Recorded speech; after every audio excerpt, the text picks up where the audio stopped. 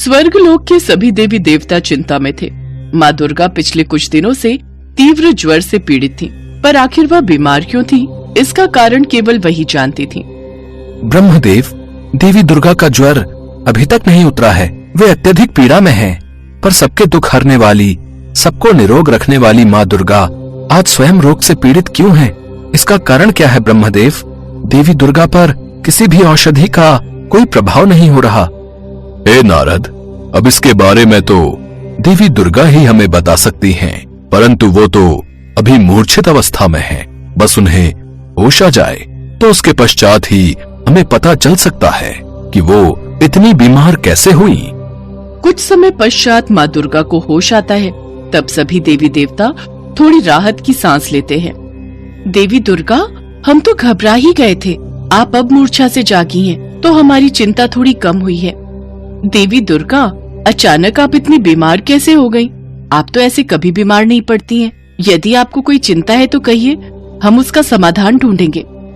मेरी बीमारी का कारण है मेरा अपनी एक भक्त सुलोचना को दिया हुआ वरदान। गौरी का जन्म मेरे ही आशीर्वाद से हुआ था।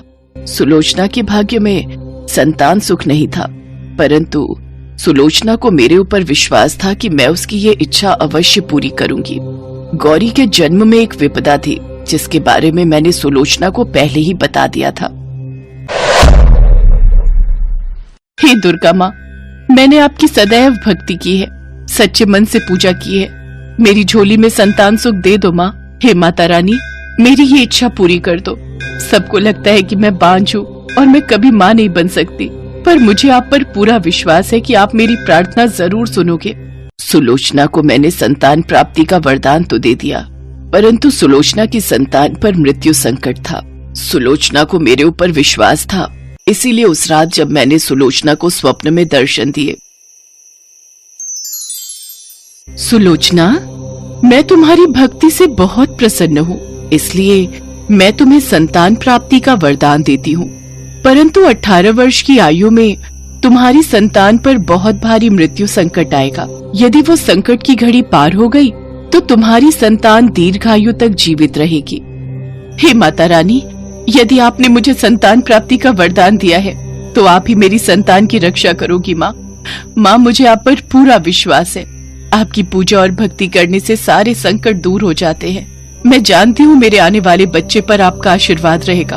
आपके होते हुए मेरे बच्चे पर कोई संकट नहीं आएगा। मुझे आपकी भक्ति और पूजा पर पूरा भरोसा है। आप मेरी संतान को कुछ नहीं होने दोगे।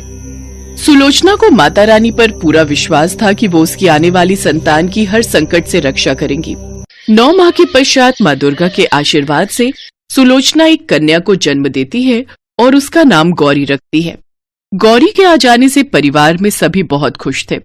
सुलोचना बचपन से ही गौरी को माँ दुर्गा की भक्ति के लिए प्रेरित करती है। जब भी सुलोचना पूजा के लिए बैठती तो गौरी भी सुलोचना के साथ बैठकर पूजा करती। धीरे धीरे गौरी बड़ी हुई। कुछ दिनों के पश्चात गौरी 18 वर्ष की होने वाली है। इसी बात की चिंता सुलोचना को सता रही है। माँ, पिताजी, दादी माँ, आप सब बताओ ना, आप इस बार मेरे जन्मदिन पर क्या देने वाले हो? अरे हाँ, हमारी गौरी तो 18 वर्ष की हो जाएगी। तू खुद ही बता दे, तू अपनी दादी से क्या लेगी? तू तो हमारे घर की जान है, हमारे घर की रौनक है, हमारी बिटिया रानी। माँ, बस कुछ ही सालों बाद हमारी गौरी अपने ससुराल चली जाएगी। हमारी बच्ची से घर में कितनी रौनक है। बस पिताजी, आपको तो एक ही बात पर चर्चा करनी होती है। जब देखो मेरी शादी शादी। अभी मैं कोई शादी नहीं करने वाली। अभी मुझे पढ़ाई के लिए शहर जाना है, खूब पढ़ाई करनी है। अरे माँ, तुम तो ऐसे रोने लगी जैसे मैं अपने ससुराल जा रही हूँ। मैं अभी कहीं नहीं जाने वाली। हाँ, पढ़ाई के लिए शहर जरूर जाऊंगी। गौरी की प्यारी प्यारी बातें सुनकर सुलोचना रो पड़ी।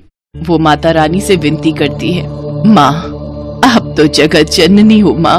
मेरी बच्ची गौरी आपके ही वरदान से पैदा हुई है। मेरी झोली खाली मत होने देना माँ। मेरी गौरी की रक्षा करना। मेरा विश्वास आप पर है मैया।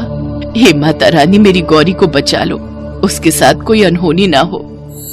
मेरी भक्त सुलोचना ने मुझसे दिन रात प्रार्थना की है, मेरे नाम के निर्जल व्रत किए हैं। मैं अपनी भक्त सुलोचना को उदास कैसे होने दे सकती हूँ? मैं माँ हूँ, मैं एक माँ की झोली कैसे खाली होने दे सकती हूँ? इसीलिए जब गौरी का अंतिम समय आने वाला था तो मैंने उसकी मृत्यु टालने के लिए उसके सारे रोग दुख अपने ऊपर ले लिए। इसीलिए मैं बीमार हूँ ताकि मैं गौरी के ऊपर आई विपदा को टाल सकूं। बस आज वो समय आ गया है जब मैं गौरी को फिर से जीवन दान देने वाली हूँ। गौरी अस्पताल में भर्ती है, सभी डॉक्टर जवाब दे चुके हैं, पर मैं गौरी को कुछ नहीं होने दूंगी। आप धन्य हैं देवी दुर्गा, आप धन्य हैं। आपकी जय हो माँ दुर्गा, आपकी जय हो। सभी देवी देवता मिलकर माँ दुर्गा का गुणगान करते हैं। माँ दुर्गा अपने आसन पर धीरे धीरे उठकर बैठती हैं। उधर पृथ्वीलोक पर सुलोचना माता रानी के चरणों में बैठकर प्रार्थना कर रही थी। सुलोचना ने पिछले 3 दिन से कुछ भी नहीं खाया पिया था। तभी नर्स खुशी की खबर लेकर आती है। डरने की कोई बात नहीं है, खतरे की घड़ी टल गई है, गौरी को होश आ गया है। सुलोचना, हमारी गौरी होश में आ गई है। सुलोचना, अब वो खतरे से बाहर है। माता रानी ने चमत्कार कर दिया। सुलोचना, तुम्हारी भक्ति जीत गई, हमारी बेटी ठीक हो गई। मेरी बच्ची, मेरी पोती, हे माँ दुर्गा आपकी जय हो। आपने हमारी बेटी के ऊपर आए संकट को दूर कर दिया। सुलोचना की आंखों में खुशी के आंसू थे। हे माता रानी, मैं जानती थी आप मेरी झोली खाली नहीं होने दोगे। आप मेरी गौरी को बचा लोगे, उसके भाग्य की रेखाएं पलट दोगे। आपकी जय हो माता रानी, आपकी जय हो। गौरी बिल्कुल ठीक हो गई। उधर स्वर्गलोक में माता रानी का बुखार भी उतर गया। सभी देवी देवता माता रानी की जय जयकार करते हैं। माँ दुर्गा ने खुद बीमार होकर गौरी के संकट को हर लिया। सुलोचना गौरी को माँ दुर्गा के मंदिर ले जाती है और उनका आशीर्वाद दिलवाती है। सब लोग माँ दुर्गा को धन्यवाद कहते हैं यदि सच्चे मन से भगवान पर विश्वास किया जाए तो वो अपने भक्त पर आए हर संकट को दूर कर देते हैं, चाहे इसके लिए उन्हें खुद ही दुख और पीड़ा से क्यों न गुजरना पड़े। एक समय की बात है। एक बार भगवान शंकर और माता पार्वती सृष्टि की यात्रा के लिए निकले। उन्होंने एक साधारण मनुष्य का रूप धारण कर लिया। पार्वती, आप मुझे वचन दीजिए कि आप किसी भी मनुष्य की दुख तकलीफ को देखकर विचलित नहीं होंगी। ठीक है स्वामी, मैं आपको वचन देती हूँ। भगवान शंकर और माता पार्वती चलते चलते एक घर के बाहर रुके। उन्होंने देखा एक सास अपनी बहू को ताने दे रही थी, जिसका मायका ससुराल से बहुत कम हैसियत वाला था। फिर भी माता पिता ने दान दहेज बहुत दिया, लेकिन धनी ससुराल में तो ये सब ऊंट के मुंह में जीरे के समान था। पता नहीं कैसे कंगालों से रिश्ता जोड़ लिया हमने। हमारी तो मती ही मारी गई थी। न दहेज लाई और न ही कोई तीज त्योहार पर तेरे माँ बापू कभी कुछ भिजवाते हैं। माँ जी की तबीयत ठीक नहीं रहती। उनके इलाज में भैया के बहुत पैसे लग गए। माँ जी, बापू आज लेने आ रहे हैं, मैं माँ को मिल लाऊं? बिल्कुल सोचना भी मत। मैं तुझे किसी तीज त्योहार तो क्या, वैसे भी मायके नहीं जाने दूंगी। जाकर अपना काम कर और मायके जाने के बारे में भूल जा। प्रभु, क्या हम इस दुखियारी बहू की मदद नहीं कर सकते? देवी पार्वती, मैंने आपको पहले ही कहा था कि आप धरती वासियों के दुखों को देखकर बिल्कुल भी विचलित नहीं होंगी, पर आप अपना वचन भूल रही हैं। संसार के नियम के अनुसार व्यक्ति को जब पृथ्वी पर भेजा जाता है तो उसे अपने दुखों से स्वयं ही लड़ना पड़ता है। हमारा आशीर्वाद उन्हें दुखों से लड़ने की ताकत प्रदान करता है। बीमार माँ की इच्छा पूरी करने के लिए बहू का मजबूर पिता लेने आता है। समधन जी, बस एक दिन के लिए रानी बिटिया को भेज दीजिए। उसकी माँ बहुत बीमार है, रानी को बहुत याद कर रही है। हाँ ठीक है, ले जाओ एक दिन के लिए, पर कल दोपहर मोहन को लेने भेजूंगी। माँ जी, मैं समय से आ जाऊंगी, आप इनको भेज देना। सास ने एहसान जताते हुए बहू को मायके भेज दिया। रानी ने जाकर देखा कि उसकी माँ की तबीयत बहुत खराब है और घर के हालात भी बहुत बिगड़ चुके हैं। मालिनी, रानी काफी समय बाद रहने आई है, तुम कुछ उसकी पसंद का ही बना लो। सुनो जी, आप तो जानते ही हो घर में कुछ भी खाने को नहीं था, तो मैंने बाजरे की रोटी और चटनी बनाकर रख दी थी। रानी के भाई भाभी अभी बात कर ही रहे थे कि तभी वो अंदर आ जाती है। उसने उनकी बातें सुन ली थी। भैया, आपको क्या लगता है कि अब मैं इस घर की कुछ भी नहीं लगती? मैं आज भी इस घर की बेटी हूँ, ये मेरा अपना घर है। भाभी के हाथ की चटनी और बाजरे की रोटी मुझे बहुत पसंद है, कब से नहीं खाई। भाभी, मेरे तो भूख से पेट में चूहे कूद रहे हैं, जल्दी से बाजरे की रोटी और चटनी दे दो। हमारी रानी कितनी सयानी हो गई है, अपने मायके के हालात समझती है। माँ, तुम जल्दी से ठीक हो जाओ, तुम बीमार होती हो ना तो घर भी सूना सा लगता है। अब तुझे देख लिया है ना, अब मैं बिल्कुल ठीक हो जाऊंगी, तू आराम से खाना खा।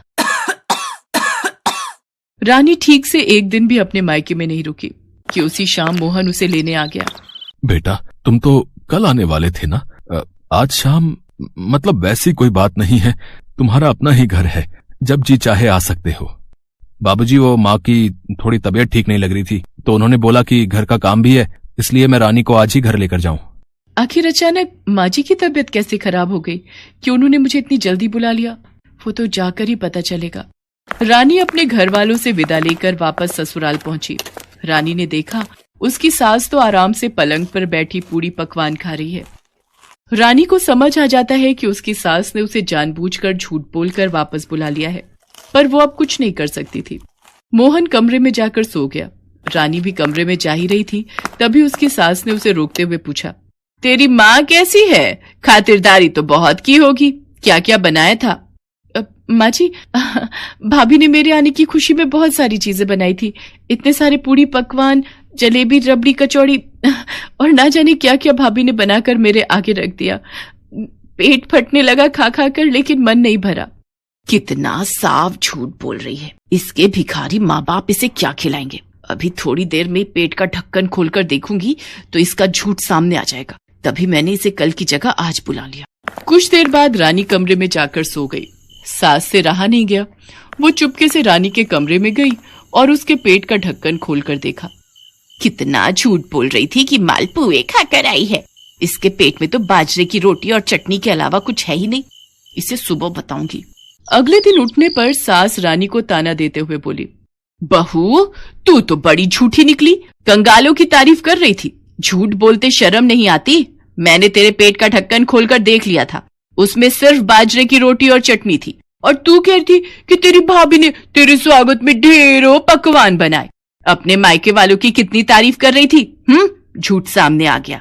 रानी बेचारी दुख और शर्मिंदगी में कुछ बोल न पाई। वो भगवान शंकर और माँ पार्वती से बिलक बिलक कर प्रार्थना करने लगी, हे भोले भंडारी, हे पार्वती माँ, ये पेट का ढक्कन हमेशा के लिए बंद कर दो, ताकि मुझ जैसी किसी और गरीब का अपमान ना हो। ये ढक्कन खुला रहेगा तो बार बार मुझ जैसों का अपमान होगा। अब तो हम अपनी भक्त की सहायता कर सकते हैं, क्योंकि उसने हमसे सच्चे हृदय से प्रार्थना की है। हे प्रभु, आज के बाद किसी का इस तरह से अपमान ना हो। आप पेट का ढक्कन सदा के लिए बंद कर दीजिए। हमने तो सब देखा महसूस किया है, जो रानी के साथ हुआ वो किसी और के साथ ना हो। देवी पार्वती के कहने पर शंकर जी ने पेट का ढक्कन हमेशा के लिए बंद कर दिया। कहते हैं तब से धरती के प्राणियों के पेट का ढक्कन सदा के लिए बंद हो गया।